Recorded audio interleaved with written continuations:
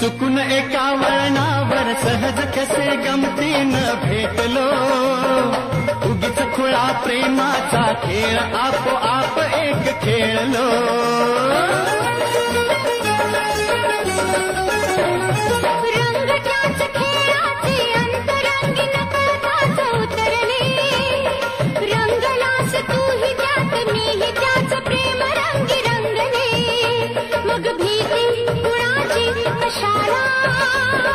भीती कुणाची कशाला, भीती कुणाची कशाला, अगं भीती कुणाची कशाला.